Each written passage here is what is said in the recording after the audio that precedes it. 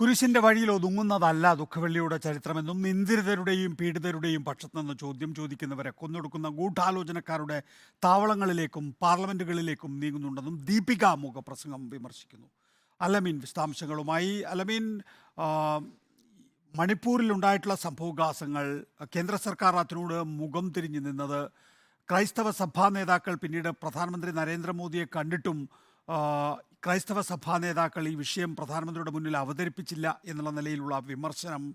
പക്ഷേ ആ ഘട്ടത്തിൽ ഉണ്ടായിരുന്ന മൗനം യഥാർത്ഥത്തിൽ ലോക്സഭാ തെരഞ്ഞെടുപ്പിൽ കരുതി വച്ചിരിക്കുന്ന ഒരു രോഷത്തിൻ്റെ അടക്കം മാത്രമായി മാറുകയാണോ? ഇപ്പോൾ എല്ലാ സഭാ തലവന്മാരും ഒരു ക്രൈസ്തവ ദിനപത്രം എന്ന് നമുക്ക് കത്തോലിക്ക ദിനപത്രം എന്ന് വിശേഷിപ്പിക്കാവുന്ന ദീപികയുടെ മുഖപ്രസംഗവും എന്ത് രാഷ്ട്രീയ സന്ദേശമാണ് നൽകുന്നത്?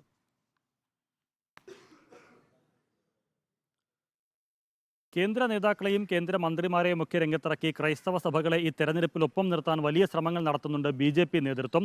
പല സ്ഥാനാർത്ഥികൾക്ക് വേണ്ടി കേന്ദ്ര നേതാക്കൾ പ്രചരണത്തിലെത്തുമ്പോഴും പല സഭാ നേതാക്കളെ കാണാനുള്ള തയ്യാറെടുപ്പുകളും നടത്തുന്നുണ്ട്. ഈ സാഹചര്യത്തിലാണ് തങ്ങളുടെ ഉള്ളിലുള്ള രോഷം ഇത്തരം വേദികളിൽ തുറന്നു പറയാൻ സഭാധ്യക്ഷന്മാർ രംഗത്ത് വന്നിരിക്കുന്നത് എന്നുള്ളത് ഏറെ പ്രധാനമാണ്. ഇന്ന് തിരുവനന്തപുരത്ത് പാളയം പള്ളിയിലാണ് കുരിശിൻ്റെ സംയുക്ത കുരിശിൻ്റെ വഴി സംഘടിപ്പിച്ചത്. മലങ്കര സഭ, ചങ്ങനാശ്ശേരി അതിരൂപത, ഒപ്പം ലത്തീൻ സഭാ പ്രതിനിധികളാണ് ഇതിൽ പങ്കെടുത്തത്. ഇതിലേറ്റവും ശ്രദ്ധേയം തിരുവനന്തപുരത്തെ UDF-ൻ്റെയും LDF-ൻ്റെയും സ്ഥാനാർത്ഥികൾ ഈ ചടങ്ങിൽ ആദ്യന്തം ഉണ്ടായിരുന്നു. പക്ഷേ BJP സ്ഥാനാർത്ഥി ഇവിടെ ഉണ്ടായിരുന്നുമില്ല.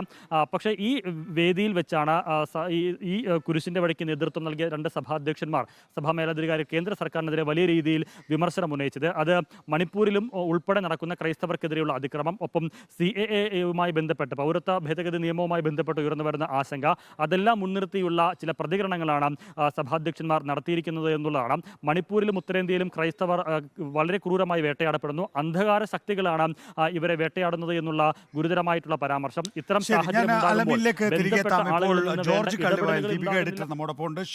ജോർജ് കള്ളിവയൽ ക്രൈസ്തവരെ കെണിയിലാക്കാൻ നടക്കുന്ന സുരേഷ് ഗോപിമാരോട്, K. സുരേന്ദ്രന്മാരോട്, രാജീവ് ചന്ദ്രശേഖരന്മാരോട്, സംഘപരിവാറിനോട് ചാനലിന് മുന്നിലുള്ള അഭിനയച്ചിരിയല്ല, വേട്ടയാടലിൻ്റെ വംശീയ വിദ്വേഷത്തിൻ്റെ യഥാർത്ഥ മുഖം എന്ന് പറയുകയാണ് ദീപിക എഡിറ്റോറിയൽ. ഇക്കാര്യത്തിൽ ക്രൈസ്തവ സഭയ്ക്ക്, പ്രത്യേകിച്ച് മണിപ്പൂരിൻ്റെ പശ്ചാത്തലത്തിലുള്ള രോഷം ലോക്സഭാ തെരഞ്ഞെടുപ്പിൽ പ്രകടമാകൂ എന്നാണോ കാണേണ്ടത്? ഞാൻ ജോർജ് കള്ളിവയലിലേക്ക് ഒരിക്കൽ കൂടി എത്താം.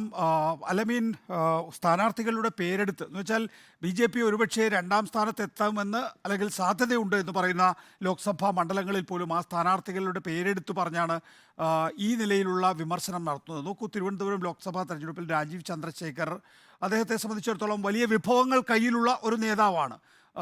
ലാറ്റിൻ വോട്ടുകൾ വാങ്ങാൻ ശേഷിയുള്ള ഒരാളാണ്. മുമ്പ് രാജ്യസഭയിൽ എത്തിയിട്ടുള്ളത് അദ്ദേഹം സ്വതന്ത്രമായും അല്ലാതെയും ഒക്കെ MLA-മാരെ സംഘടിപ്പിച്ചുകൊണ്ടാണ്. പിന്നീട് അദ്ദേഹം BJP-യിൽ ചേർന്നത്. അപ്പോൾ ലാറ്റിൻ വോട്ടുകൾ വാങ്ങുമെന്നുള്ള പ്രതീതിക്കിടയിലാണ് ഈ നിലയിലുള്ള വിമർശനം ദീപികയിൽ നിന്ന് വരുന്നത്, ഇത്തരത്തിലുള്ള സഭാധ്യക്ഷന്മാരുടെ ഭാഗത്തു നിന്നുണ്ടാകുന്നത്. അതിൻ്റെ രാഷ്ട്രീയ സമവാക്യം എന്താണ്?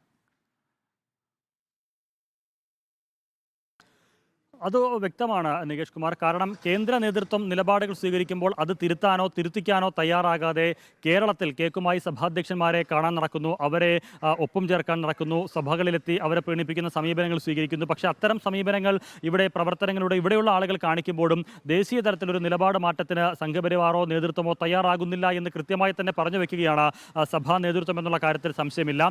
ഇനി വിവരക്കേട് വെച്ചിട്ട് ഏതെങ്കിലും ആളുകൾ ഈ പറഞ്ഞ രീതിയിൽ ക്രൈസ്തവ സമൂഹത്തെ വേട്ടയാടുന്നു െങ്കിൽ അവരെ തിരുത്താൻ പോലും ബന്ധപ്പെട്ടവർ തയ്യാറാകുന്നില്ല എന്നുള്ളതാണ് ഇന്ന് ലത്തീൻ സഭയുടെ അധ്യക്ഷന്റെ വാക്കുകളിൽ നിന്ന് പോലും വ്യക്തമാകുന്നത്. അപ്പോൾ ഇടപെടൽ നടത്തുന്നില്ല, ഒരു വിഭാഗത്ത് അതിക്രമം നടക്കുന്നു, അതിനെ തിരുത്താനോ തടയാനോ തയ്യാറാകുന്നില്ല, പ്രതിരോധിക്കാൻ തയ്യാറാകുന്നില്ല.